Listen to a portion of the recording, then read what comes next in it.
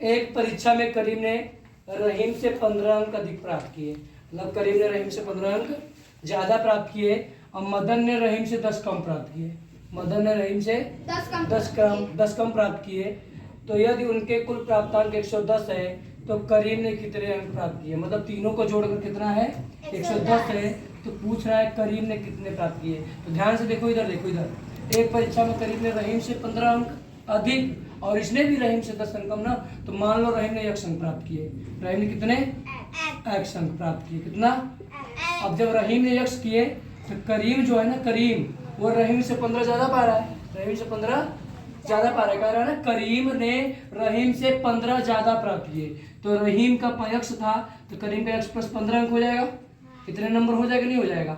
चलो अब मदन क्या कर रहा है, मदन ने रहीम से 10 कम प्राप्त किए। मतलब मदन क्या है, जैसे रहीम का x है, रहीम का क्या है, तो 10 कम करेंगे तो 10 माइनस कर देंगे।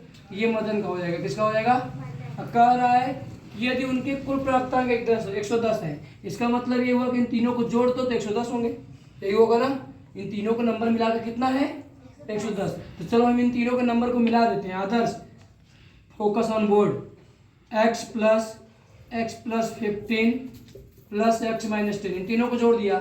हमने जोड़ दिया, हमारे हिसाब से ये तीनों का नंबर है और उसके क्वेश्चन के हिसाब से क्या है 110 है, तो 110 लिख देते हैं। अब देखो, एक टॉफी, दो टॉफी, तीन टॉफी, मतलब x को अगर हम टॉफी मान लें तो x में जुड़ेगा तो 3 टॉफी हो जाएगा, यानी 3x हो जाएगा। कितना हो जाएगा 3x हो जाएगा। अब 15 में से 10 घटेगा तो 5 बराबर 110। तो 3x बराबर 110, ये ऐसे रह जाएगा। 5 उधर माइनस में होगा, 5 उधर LHS से RHS में जाएगा, इधर प्लस है उधर माइनस में।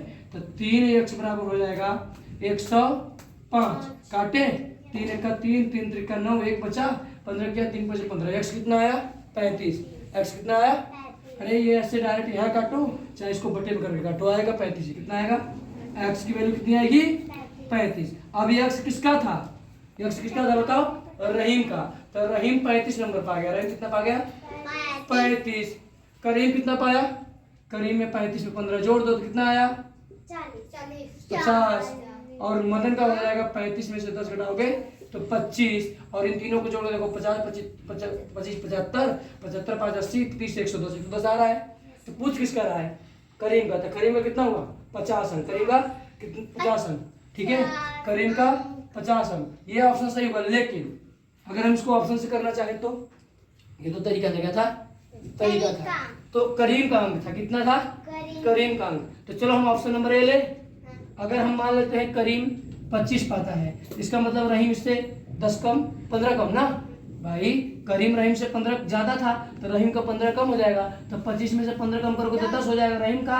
और मदन का कितना हो जाएगा, मदन का इससे भी कम है, रहीम से भी 10 कम है, रहीम से 10 में 10 कम 0। 25 और 10 जोड़ोगे 110 आएगा, नहीं आएगा ना। 25 और 10 और 0 जोड़ोगे 110 आएगा। तो ये ऑप्शन गलत होगा। ऑप्शन क्या होगा 35 को देखे अगर हम करीम की जगह 35 रख ले रहे हैं तो इसका मतलब 15 कम रहीम का होगा, 15 कम, क्योंकि बोल रहा है ना रहीम का 15 करीम से कम है। तो भाई करीम का ज्यादा है तो रहीम का कम होगा ना। तो 25 में से अगर 15 माइनस करोगे कितना होगा 20। अब 20 में से 10 कम किसका हो जाएगा, मदन का। तो इन तीनों को जोड़ो क्या 110 आएगा। 35 10 45 10 55 10 65 नहीं आएगा ना। तो ये ऑप्शन भी गलत होगा। इसी तरह 40 करके देखो। तो अगर अगर अगर इसका क्या नाम है करीम का 40 हो जाए तो इसका 15 कम 25 हो जाएगा। अब 25 में से 10 कम मदन का 10 हो जाएगा। इन तीनों को जोड़ो 40 10 50 25 75 110 आया, नहीं आया। तीनों को जोड़ने को कितना आना चाहिए 110। अगर हम करीम का मान लेते हैं 50, क्या मान लेते हैं ऑप्शन नंबर डी, क्योंकि सी तो होगा नहीं, क्योंकि जोड़ने पे 110 नहीं आ रहा। अगर हम इस डी को ले लेते हैं ऑप्शन को, तो अब देखो इससे 15 कम करो, 50 में से 15 कम करोगे कितना होगा 35 नंबर रहीम का हो जाएगा। और 35 में से 10 नंबर कम करोगे तो 25 नंबर हो जाएगा। इन तीनों को जोड़ो 50 25 75 75 35 110 110 आ गया। इसका मतलब 50 ऑप्शन सही होगा। ये ऑप्शन से था, ये तरीके से था, दोनों से आंसर क्या आया 50। क्या आया 50। क्लियर।